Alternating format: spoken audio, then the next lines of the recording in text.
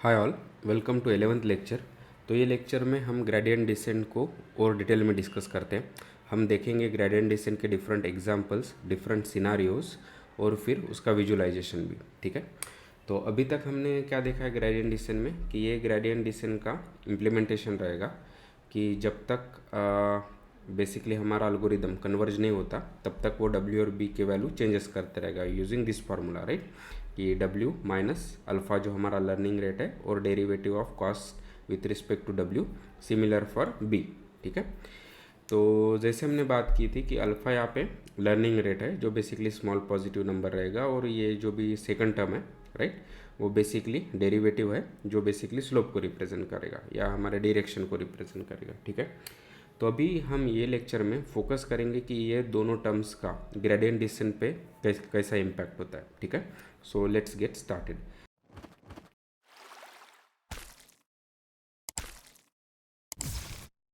तो सबसे पहले स्लोप के बारे में डिस्कस करते हैं। ठीक है। तो उसके लिए हम एक सिंपल सा एग्जांपल लेते हैं। ठीक है। कि अभी हम दो पैरामीटर्स नहीं कंसिडर करेंगे, हम सिर्फ एक W पैरामीटर कंसिडर करेंगे। तो उससे और उसको अगेंस्ट हम कॉस्ट फंक्शन को प्लॉट करेंगे। ठीक है, सॉरी द कॉस्ट को। ठीक है। तो अभी इसका फ़ायदा क्या है कि हमें ये 2D में हमको मिलेगा, और फिर हमने ये पहले भी डिस्कस किया है कि कॉस्ट अगेंस्ट W पैरामीटर जो हमारा सम ऑफ स्क्वायर एरर के लिए वो बेसिकली इस तरह से यू शेप कर्व मिलेगा। ठीक है। तो लेट्स से कि मैं यहाँ से कहीं स्टार्ट होता हूँ, तो मेरा W का वैल्यू मैंने इनिशियलाइज यहाँ पे किया है, तो उसका रिलेटेड कॉस्ट ये होगा। ठीक है। तो उसका डेरिवेटिव निकालने के लिए जैसे हमको पता है कि डेरिवेटिव क्या रहेगा कि slope at that particular point, right.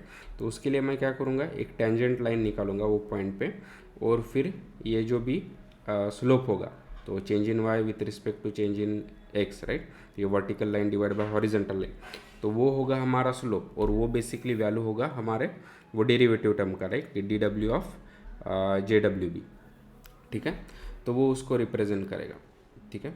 तो अभी अगर आप देखोगे तो ये लाइन का स्लोप है पॉजिटिव। ठीक है। और जैसे हमने डिस्कस किया कि अल्फ़ा पॉजिटिव हमेशा पॉजिटिव नंबर रहेगा, तो क्या होगा, तो W किस तरह से चेंज होगा, तो यहाँ पे स्लोप पॉजिटिव है और अल्फ़ा भी पॉजिटिव है। तो ये फार्मूला में अगर मैं वो ऐड करता हूँ तो पॉजिटिव इंटू पॉजिटिव हमको पॉजिटिव नंबर मिलेगा। तो W का हमारा इक्वेशन क्या हो जाएगा, W minus some positive number. ठीक है। और अगर किसी नंबर से अगर हम पॉजिटिव नंबर सब्सट्रैक्ट कर रहे हैं तो उसका वैल्यू क्या होगा, बेसिकली रिड्यूस हो जाएगा, राइट। तो W ये केस में डिक्रीज हो जाएगा। ठीक है। तो फिर हम देखते हैं कि हमारा ये W था, और फिर क्या होगा कि W डिक्रीज होगा, से फॉर एग्जांपल यहाँ पे कुछ आएगा और उसका रिलेटेड कॉस्ट ये होगा। ठीक है। तो अगर आप देखोगे तो ये सेंस कर रहा है, राइट, कि हमारा पहले कॉस्ट यहाँ पे था, और जैसे अभी हम W को चेंज कर रहे हैं, यानी हमारा एल्गोरिदम W को चेंज कर रहा है, हमारा कॉस्ट कम हो रहा है। ठीक है। और फिर यहाँ से अगर मैं फिर से वही स्टेप रिपीट करता हूँ तो फिर से W कम होते जाएगा और फिर से लेफ्ट में मूव होगा, और फिर ये पूरा फ्लो सही लग रहा है क्योंकि हम हमारा कॉस्ट था जो बड़ा था उससे हम बेसिकली हमारा जो भी मिनिमम कॉस्ट है उसकी तरफ मूव हो रहा है, राइट। तो जैसे हमारा गोल क्या है कि हमको ऐसा मॉडल चाहिए जो हमको मिनिमम कॉस्ट दे, तो हम सही डायरेक्शन में जा रहे हैं, वो यहाँ से क्लियर होता है। ठीक है। तो इसको दूसरे एग्जांपल के भी थ्रू समझते हैं, किससे अभी मेरा W है तो उसका रिलेटेड कॉस्ट ये होगा। ठीक है। और फिर वो हम सिमिलर जो बेसिकली स्टेप फॉलो किया वही करेंगे कि यहाँ पे अगर मैं टेंजेंट निकाल के अगर स्लोप निकालता हूँ तो वो मेरा होगा बेसिकली डेरिवेटिव का वैल्यू। ठीक है। तो ये केस में अगर आप देखोगे तो ये स्लोप निगेटिव है, तो देखते हैं कि W में उसका इम्पैक्ट क्या होता है। ठीक है। तो यहाँ पे ये सेकंड टर्म जो स्लोप है वो निगेटिव है। ठीक है। और अल्फ़ा जो बेसिकली पॉजिटिव नंबर है, तो हमारी इक्वेशन क्या हो जाएगा, W is equal to W minus और इसका मल्टीप्लिकेशन निगेटिव नंबर, राइट। तो अभी ये निगेटिव और निगेटिव ये पॉजिटिव हो जाएगा, तो बेसिकली अभी हम क्या करेंगे, W प्लस जो भी हमारा पॉजिटिव नंबर हम इसमें ऐड कर रहे हैं, राइट। हम कुछ नंबर बेसिकली ऐड कर रहे हैं इनफैक्ट। ठीक है। तो अभी क्या होगा कि W में हम कुछ अगर पॉजिटिव नंबर ऐड कर रहे हैं तो बेसिकली W इंक्रीज होगा। ठीक है। तो अगर मैप में अगर हम देखते हैं तो हमारा इनिशियल W ये था, तो हो सकता है W इंक्रीज होकर अभी हमको ये वैल्यू मिले। ठीक है। तो उसका अभी करस्पॉन्डिंग कॉस्ट हो सकता है बेसिकली ये बने। ठीक है। तो अभी अगर आप देखोगे तो हमने स्टार्ट किया था लार्जर कॉस्ट से, और वो अभी रेड्यूस होके हम यहाँ पे आ गए। अगर हम सेम स्टेप फॉलो करते तो हमें सेम रिजल्ट मिलेंगे ये पॉइंट पे, और हम ये राइट की तरफ मूव होते रहेंगे, ठीक है। तो ये यहाँ पे भी सेंस कर रहा है कि अभी हम हायर कॉस्ट से लोअर कास्ट की तरफ मुड़ रहे, और टिल हम यहाँ पे नहीं पहुँच जाते, ठीक है। तो यहाँ से क्लियर हो जाता है कि हमारा gradient descent algorithm with respect to हमारा जो भी डेरिवेटिव टर्म है उसके प्रॉपरली वर्क कर रहा है, ठीक है।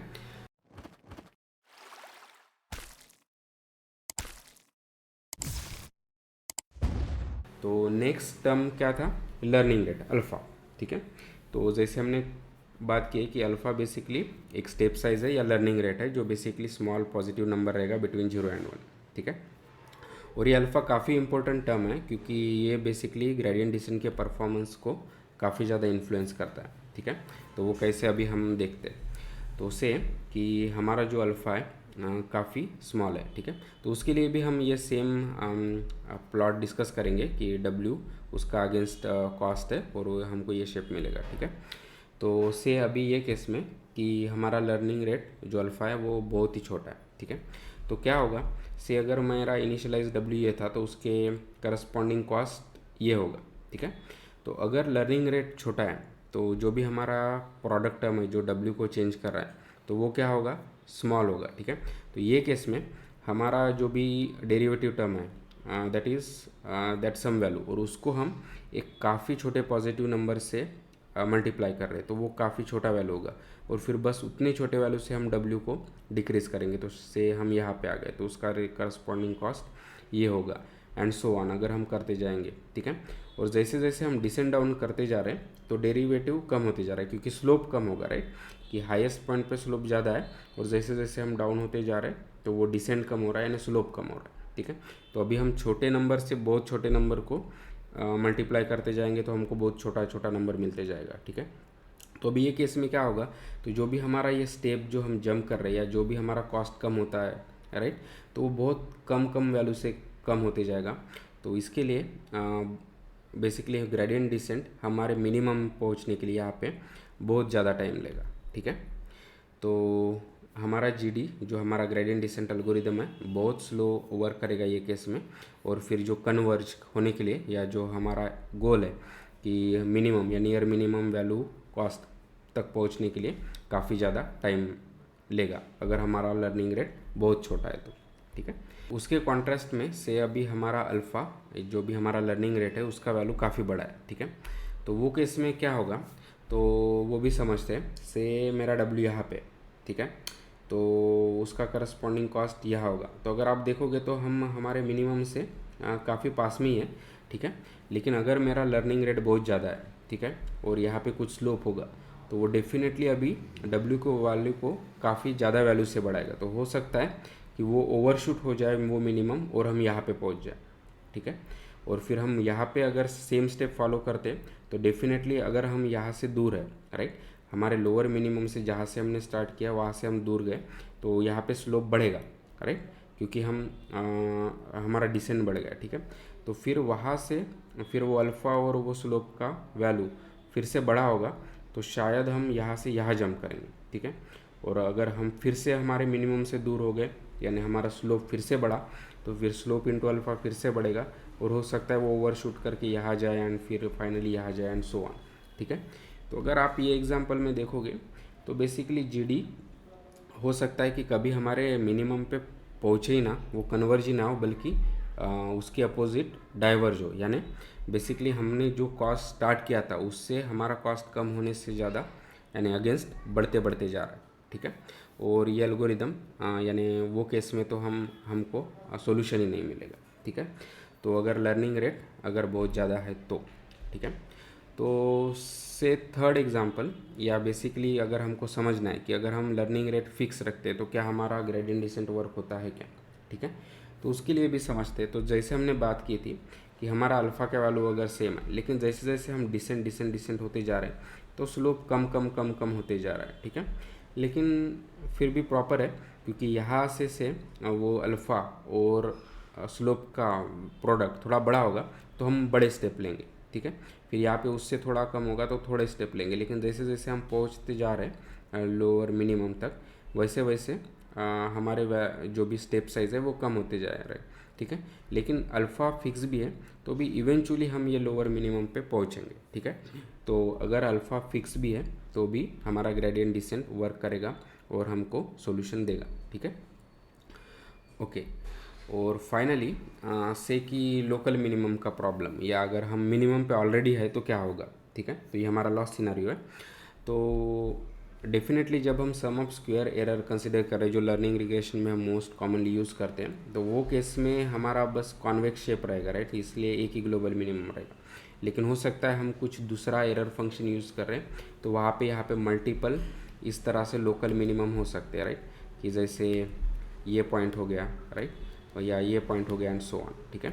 उससे फॉर एग्जांपल मैं ऑलरेडी यहाँ पे लोकल मिनिमम पे हूँ, तो अभी क्या होना चाहिए, तो ग्रेडियंट डिसेंट इसको किस तरह से हैंडल करता है, ठीक है। तो वो भी समझते हैं। तो फिर से मैं वो सेम प्रोसीजर फॉलो करूँगा कि मैं टेंजेंट निकाल के इसका बेसिकली स्लोप निकालूंगा, ठीक है। तो अभी ये पॉइंट के लिए स्लोप क्या है, 0, राइट। हमने बात की थी कि जब भी हॉरिजॉन्टल लाइन का स्लोप क्या होगा, 0 होगा। तो अगर स्लोप 0 है तो अभी हमारा W का वैल्यू में क्या होगा कि ये सेकंड टर्म जो स्लोप की वैल्यू है वो बेसिकली 0 है, तो W माइनस अल्फ़ा इंटू 0, तो बेसिकली ये टर्म 0 है, तो W बेसिकली रिमेन अनचेंज रहेगा, ठीक है। और W और B रिमेन अनचेंज है तो उसके कॉस्ट में कोई डिफरेंस नहीं आएगा। तो यानी बेसिकली हमारा जो बेसिकली ग्रेडियंट डिसेंट है वो वो बोलेगा बेसिकली कि हाँ हमारा हम कन्वर्ज हो गए एंड सो ऑन, ठीक है। तो अगर हम लोकल मिनिमम पे है या अगर ग्लोबल मिनिमम पे है या मिनिमम वैल्यू पे है, तो भी हमारा ग्रेडियंट डिसेंट हमको प्रॉपरली बोलेगा कि हाँ हम कन्वर्ज हो गए एंड सो ऑन, ठीक है।